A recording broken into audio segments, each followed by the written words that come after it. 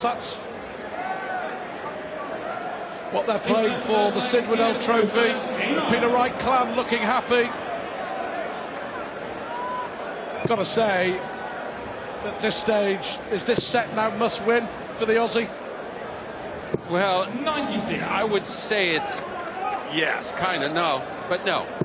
You can afford to give it up. The problem here is it's Wright starts.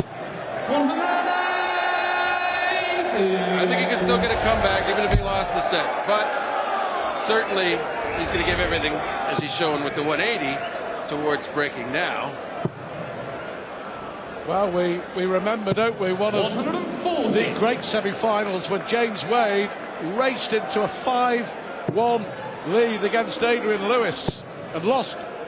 That's the thing about the World Championship, these best-of-5 leg sets.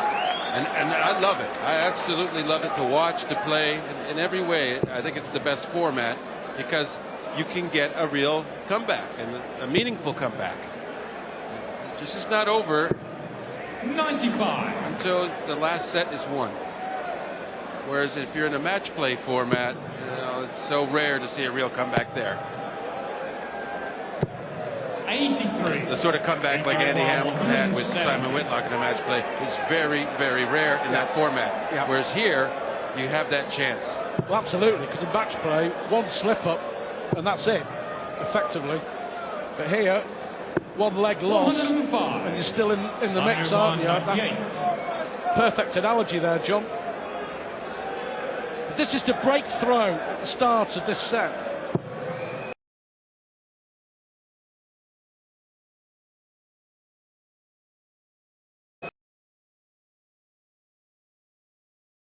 You have to say he's not doing what he wants to do tonight. It's double top for Pete Wright. Should be an easy adjustment just below. Games on the first leg. Peter. Second leg it's Simon to throw first. His wife Jo with a little smile on her face because she knows that her husband 140 is inching his way towards the World Championship final. We always thought it's a lot of people before the World Championships. I'm sure it's the same with you. If there's an outsider, 100. there's a name that you feel could come from the pack, and I bet a lot of us, I certainly did, would have picked out Peter Wright. My other pick would have been Dave Chisnell, who fell at the first hurdle. You know, Stuart, there's lots of those names these days. It's Yeah. kind of crazy, and I think that's a good thing. You know, that we have a lot of potential out there. And certainly, Peter, one of the very best on the tour 81. these last few years. Well, I go back to the point that we were talking about early on in this match, the fact that he gave up competitive darts at a professional 59. level for over 10 years because he had to go out and work and earn a living. And he was inspired to play competitively again by one tournament. Look at this. 140. Well, if Peter gets to the final, I'm going to take that photo and put it up for bids between Peter and Sky. I think I can make some money off it. Well, I think we're going to have to show it. I think Sky will definitely take a snap of it, and we'll show it on finals night. But you wouldn't recognise Peter Wright, I can assure you. I've seen the photo. I didn't have a clue who it was. He plays some brilliant darts, and look at this, a chance to break now. Whitlock left with no choice. This has to go. Yeah, and yet another time. 2 darts. He needs 1 treble out of 2 darts, and this time he gets it. 16 for double 16. 86. Well, he got the treble, but the double was nowhere near. Well, he hit this to win the opening leg of this set. Games on the second He's hit it to win the second leg of this set. At the moment, this is a procession. We thought this would be very, very close. Well, I was speaking with Eric before the match, and this is exactly what Eric predicted. I give him credit. He might know something about darts after all, Stuart. 125. I'm sure he's listening. I'm sure he'll remind us time and time again. Knowing Eric. But it's not over yet. No. I have to say that too. We're not writing this match over. Peter Wright, 101. Well, make that 102.17. In a World Championship semi-final, the first time you've ever experienced anything 56. like this. It's a special performance. Well, like I said earlier, I just think the fact that he's played so many matches and thrown so many darts and legs and close ones, that he really is just used to being up there now. I mean, he can't get much more nervous in some of the situations he's been through in much earlier rounds even. So he's just become totally accustomed to that stage. He feels he owns it. He could be right. He is right. Only a third maximum from Simon Whitlock, normally so prolific. And a meaningless one. A meaningless one, especially here if this... Well, it doesn't matter. Peter's coming back to the board. Maybe if Simon gets back-to-back 180s, he could rattle Peter, but I doubt it. Peter Wright, 63% checkout success rate in a World Championship semi-final. He's getting closer.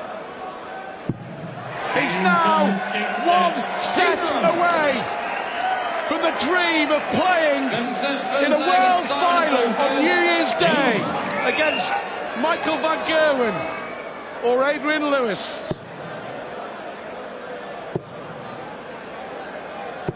$140.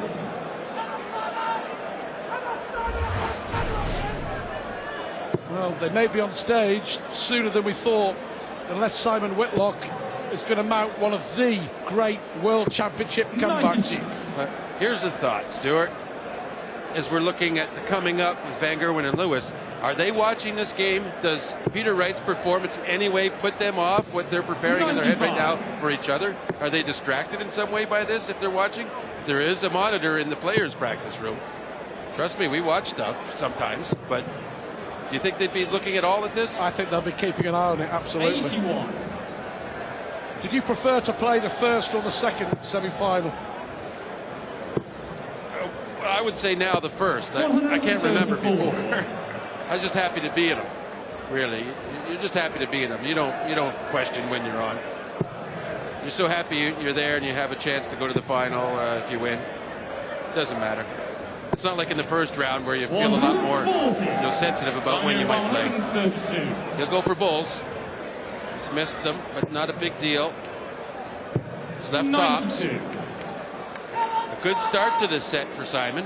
You've talked about set play as opposed to match play. If it was match play, it's 16 legs to 8 in Peter Wright's favour.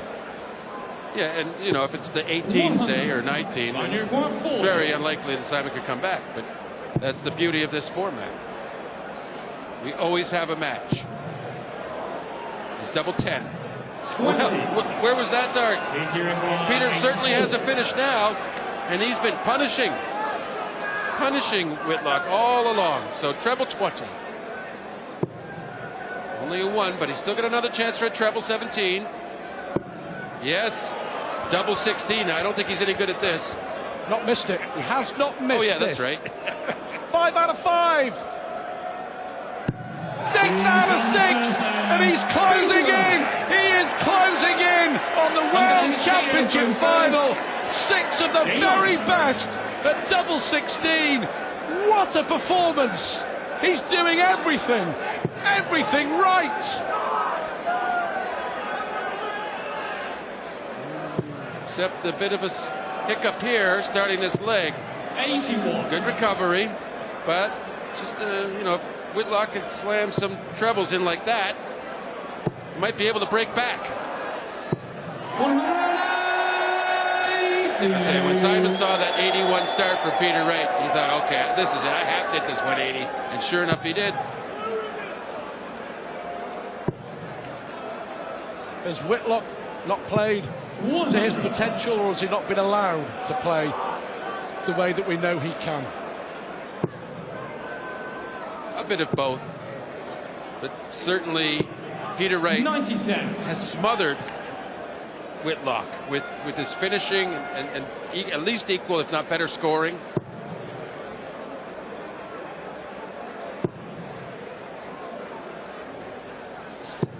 $95.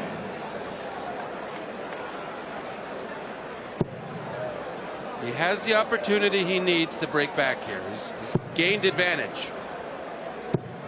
140. The question will be when he gets a dart at double. I mean, the last dart he had a double there was well off. Well, in a way, the shackles are off, aren't they, for Whitlock? He's got a free pass now. There's no going back. He's just got to try and play. Still, he just has some doubts in his head on his finishing. Both getting a treble and hitting the double have been troubles for him. He's got the treble, so double 12. That's a great marker. Has to go. And he used it as well, just deflecting it off. I was surprised he had to move there. He moved a bit to use that dart to best effect.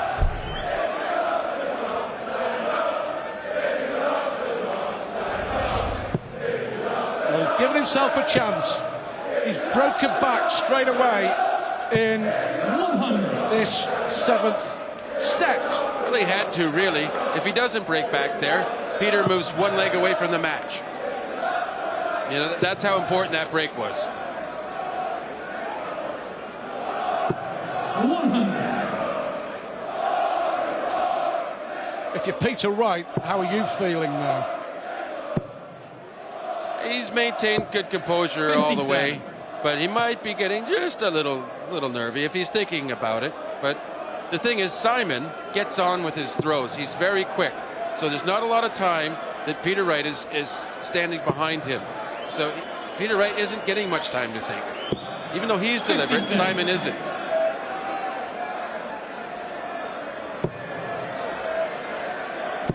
Well, has Whitlock found an extra gear here? 140.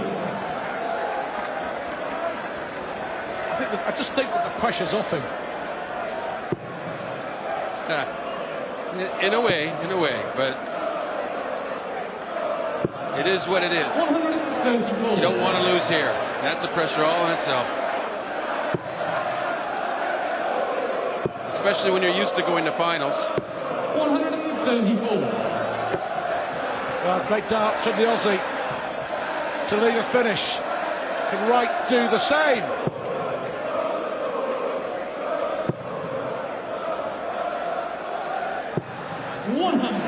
Good last dart yet again. Yeah, just a little reminder for Simon, who wants double 8 after that treble 18. Not much help from that dart, and he's bust. He's bust. 110. Well, just a little fast there, a little too fast. He didn't take his time like in the previous leg. if Wright takes this out, it's match point. Simple as that. Oh, no finish. What a once again, Simon gets a bit of luck. Pressure. A little bit of luck though for Simon, and this is what he's needed. He had it a little earlier, and although he needs to get from 70 from the start, it's not that hard. He's going to get one dart for double to cash in his luck. Double top. Games on the third leg. No problem, he says. He says, I should have thought of that the last time. Tops. Well, you know very, very well, the closer you get to the finishing line, 93. sometimes the harder it is to find that winning dart, and Peter Wright just got to focus. He's got a huge lead.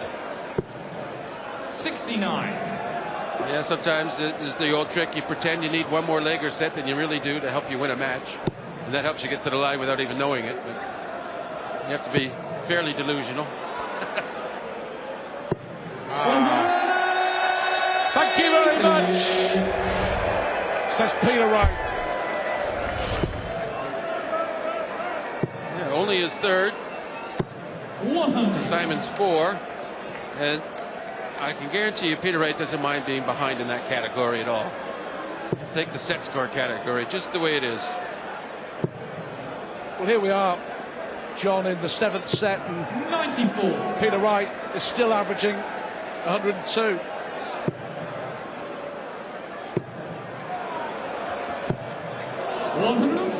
Whitlock certainly speeded up. 134.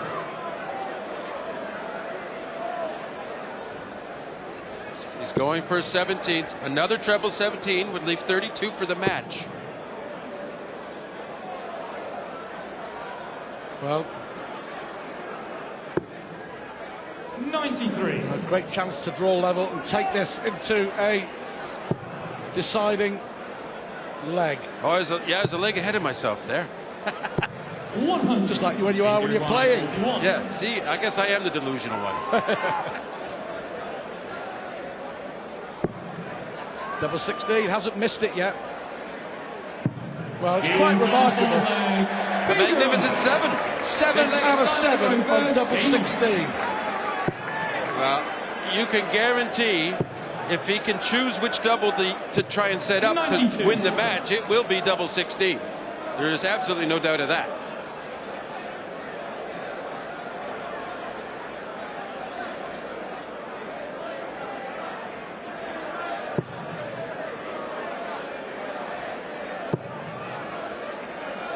You see that magnificent average. 100.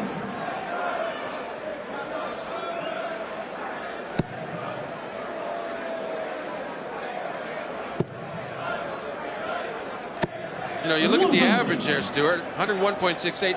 If Peter Wright wins this match, this leg, and has that average, and by 5 sets to 1 with that average, there's a chance he could be the favorite in the final, no matter who he plays, based on his performances. How can he not be? Well, How can he not be the favorite if he wins this? He showed no fear throughout this World Championship. But I think it's astounding that, in my mind, and I don't even know if it's possible, but could he be the betting favorite in the final against the Van Gerwen or Lewis?